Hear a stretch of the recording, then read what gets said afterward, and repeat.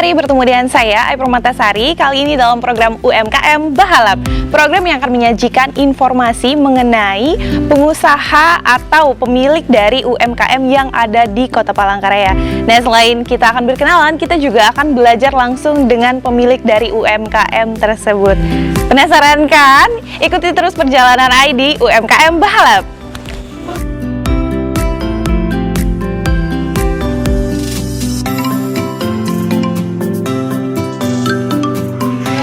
Nah, Pak Hari, langsung aja yuk kita datengin pemilik dari pengrajin Jawet Rotan Niang.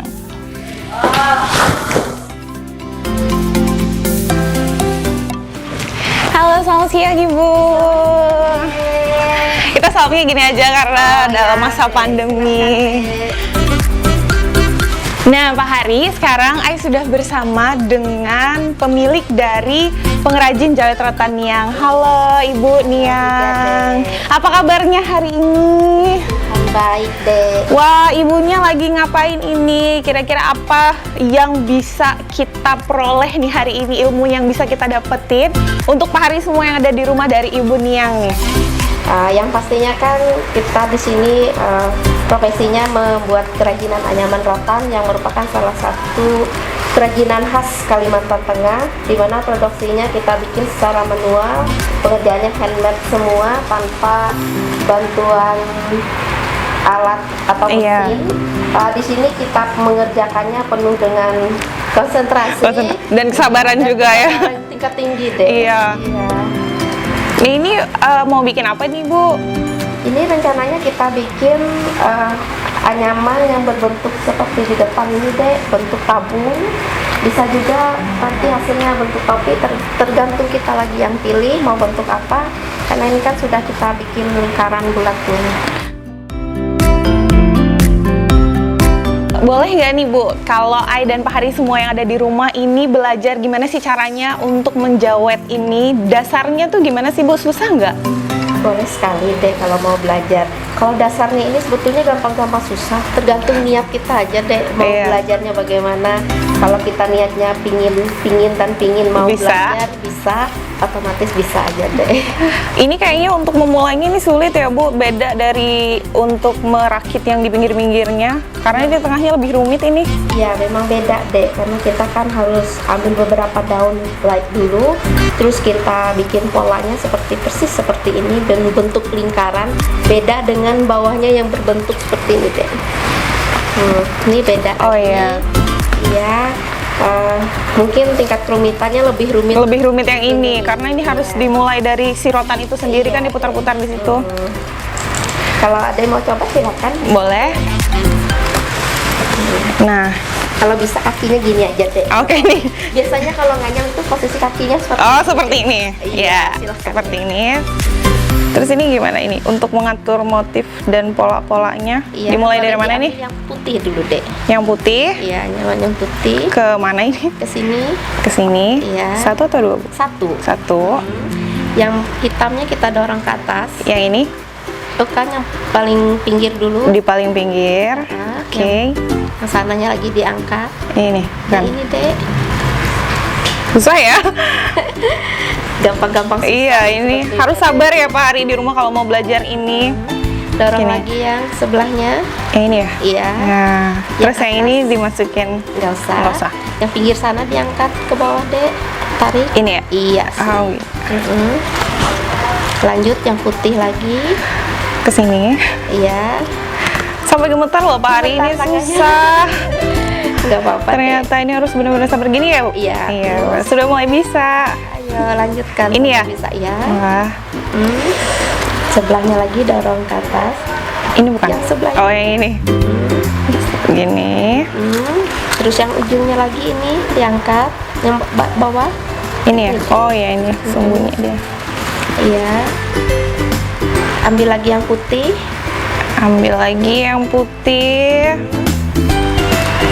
Nah, untuk pengerjaan ini tuh biasanya berapa lama sih Bu? Tergantung kita deh. Kalau kita memang ulet duduk sambil santai gitu mengerjakannya, 1 hari saya biasanya selesai. Tapi bagi yang pemula mungkin agak lama. Iya, pasti ini untuk membuat satu ikatan ini aja susah sekali.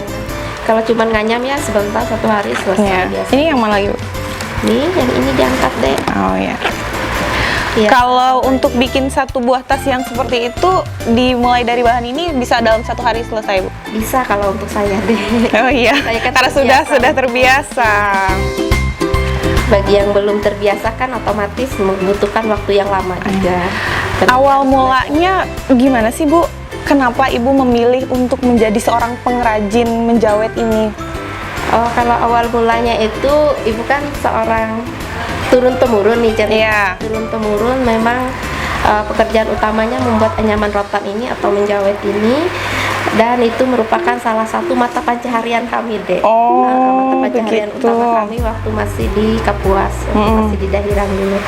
Dari ibu saya, adik saya, tante saya, nenek saya semuanya mengerjakan ini. Nah, luar biasa sekali ya Pak Hari. Ternyata ini adalah budaya yang diwariskan turun-temurun. Ini adalah salah satu yang harus Pak Hari lestarikan juga ya. Harusnya lebih banyak anak muda yang belajar ini ya Bu ya. Ya, itu harapan kita deh, biar kerajinan nyaman rotan ini nggak punah dan terus bisa dikenal dimanapun, di mana-mana gitu. Iya. Ini udah sampai sini. Ya, masih bisa dilanjutkan deh. Jadi ini masih ngolong yang seperti tadi. Masih. Yang putihnya deh diangkat lagi. Iya, Seperti ini. iya. Ini ya. Enggak, Oh, yang ini. satunya ini dorong. Angkat lagi yang hitam. Ini ya. Iya. Pak Hari, jadi Ai sudah mulai bisa loh. Jadi Ya, sudah mau mau. hebat lagi. Iya. Jadi bisa jadi anak penganyam seperti ibu, menghasilkan segini banyak hasil karyanya yang luar biasa ini. Kalau ini semua sudah diekspor belum Bu untuk keluar daerah kayak gitu Bu? Kalau ekspor masih belum, tapi kalau dikirim keluar daerah itu sering. Iya. Biasanya kemana nih Bu yang paling jauh? Ke Papua. Wow, luar biasa sekali ya Papua, Pak Hari. Ternyata Tenggara Timur, iya. iya, pengrajin rotan dari Kalimantan Tengah bisa mengekspor barang-barang seperti ini sudah sampai ke Papua ya Bu ya. Itu rutin nggak Bu untuk pengiriman ke sana atau Enggak juga bagaimana? deh, tergantung permintaan mereka. Oh, jadi kalau misalnya terus untuk barang-barang di sini juga diproduksi sendiri semuanya Bu? Enggak kita produksi sendiri. Memang kita produksi sendiri, cuman kita ada dibantu sama anggota. Oh iya. Ya. Karena lagi pandemi ini jadi pekerjaannya di rumah masing-masing. Nah, Pak Hari untuk tetap menjaga kesehatan ya kan Bu ya. Kalau ini dilanjutkan lagi, sepertinya kan muter-muter aja ya Bu ya. Muter-muter seperti ini terus deh. Kalau mau dilanjutkan lagi bisa. Kalau misalnya nih Pak Hari di rumah mau mencoba untuk memulainya tuh yang gimana sih Bu supaya yang paling mudah aja gitu? Ada nggak untuk mengawali membuat Ada. sebuah atau ada sesuatu yang paling mudah untuk dibuat itu apa biasanya Bu? Gelang juga bisa deh, itu paling mudah. Terus kita bikin lembaran juga paling mudah. Kita tinggal menyusun lembaran daunnya ini, kita anyam seperti lembaran atau tikar kecil, baru kita modifikasi seperti ini atau seperti apa nanti dompet-dompet kah. Itu semuanya berawal dari lembaran. Kalau ini sih memang agak rumit tadi. Iya betul sekali. Nah kalau misalnya nih Bu, kita mencoba untuk membuat sebuah gelang ya kan Pak Hari, gimana? Bisa nggak Bu kira-kira untuk membuat sebuah gelang yang kecil aja sederhana? Bisa. Jadi Pak Hari di rumah nih bisa mencobanya di rumah. Bisa deh, cuman untuk sekarang bahannya kita untuk gelang itu yang untuk bagian dalamnya lagi Oh kosong. gitu. Kalau gitu kita jalan-jalan aja yuk Pak Hari, kita lihat semua produksi dari Ibu Niang ini. Ya, silakan. Wah, ini kalau yang seperti ini Bu, biasanya proses pembuatannya ini berapa lama Bu? Tetap sehari? Enggak, beda lagi deh. Kalau sudah dikombinasi dengan kulit, ini proses pembuatannya lumayan lama. Karena biasanya kalau dikombinasi dengan kulit, itu kita memolah kulitnya dulu, memolah rotannya itu masing-masing dalam kapasitas yang lumayan banyak. Boleh dilihat ya Bu ya? Boleh. Tuh Pak Hari, ini yang udah dikombinasi, jadi ini masih banyak sekali produk-produk dari Jawet Niang ini yang sudah dikombinasi. Ada yang motifnya cantik sekali ini, tuh. Kalau biasanya nih Bu, harganya nih boleh dikasih tahu nggak sih Bu, pasarannya aja sih supaya Pak Hari di rumah tahu nih kalau yang seperti ini pasarannya berapa sih Bu, dan yang sudah dikombinasi. Iya, kalau yang sudah dikombinasi seperti ini itu berkisar 400 sampai 750.000 nih. Kalau yang seperti ini kan 750. Masing-masing tergantung model dan ukurannya. Oh, mungkin karena kalau misalnya yang menggunakan rotan lebih banyak itu yang lebih mahal. Terus modelnya juga mempengaruhi deh. Karena tingkat kesulitan kita membuat polanya itu juga akan mempengaruhi harga. Nah, sejak kapan sih Bu, Ibu sudah memulai usaha ini? Apakah langsung besar seperti ini?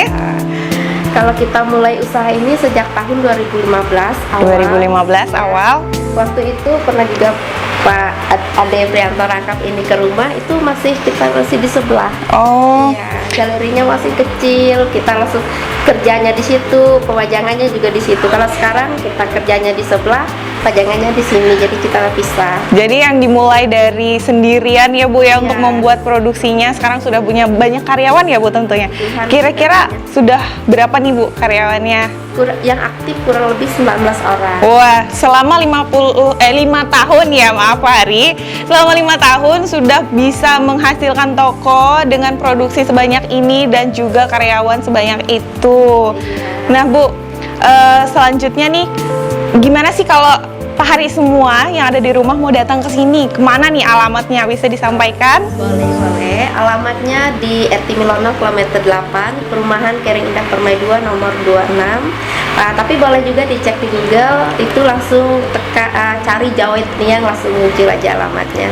Nah Pak Hari, itu tadi gampang banget kan kalau mau datang, bertemu ibunya langsung, bertemu ownernya, jadi bisa konsultasi mau bikin apa di sini. Oh, bisa request juga nggak Bu untuk? Bisa deh, request model bisa, request ukuran semuanya bisa. Tuh kan Pak Hari, luar biasa. Jadi kalau misalnya kalian mau order, mau pesan langsung, ada namanya mungkin gitu Bu, bisa nggak? Nah bisa kan, jadi langsung aja cari di Google Jawet Niang, langsung dapet tuh alamatnya, langsung ketemu, langsung ada Google Map-nya kan? Iya, betul. Nah di sini ada tas juga ya Bu, macam-macam, ada Macam-macam tas. Kalau ini Nah. tas ransel, ini tas wanita, macam-macam motif dan modelnya juga bervariasi. Iya Bu, bisa dijelaskan nih kalau misalnya untuk bikin motif-motifnya itu juga sulit nggak sih Bu? Nih. Kalau untuk bikin motif selama ini tergantung orangnya juga deh. Kalau memang dia terbiasa bikin anyaman motif besar itu akan mudah, tapi kalau terbiasa bikin nyaman yang kecil-kecil, mungkin bikin nyaman yang lebih besar dia terasa gimana gitu, susah. Karena intinya kalau kita bikin anyaman rotan seperti ini, salah satu dari lembaran rotan yang kita angkat itu pasti salah semua. Kalau enggak kita bongkar. Seperti yang saya buat Iya, tadi seperti Bu yang ya. dibuat tadi. Itu bisa hancur semuanya, kayaknya model motifnya yang semula garis lurus itu bisa jadi nggak jelas motifnya kalau salah menganyamnya ya. Satu aja daunnya itu. Nah ini Pak Hari itu cantik banget. Banyak sekali motif di sini dan juga nih nggak kalah menariknya ada masker. Iya, ada Wah, luar masker biasa rotan. sekali, cantik sekali ini. Kalau untuk masker ini berapa sih Bu dijualnya? 35.000 deh, kalau ngambil 3 100.000. Tuh, cuman segitu Pak Hari, dan ini bagus banget tuh. Ini bisa Bisa dilihat kita buka detailnya. satu deh. Nah, ada koper juga loh, sudah bisa memproduksi barang sebesar ini.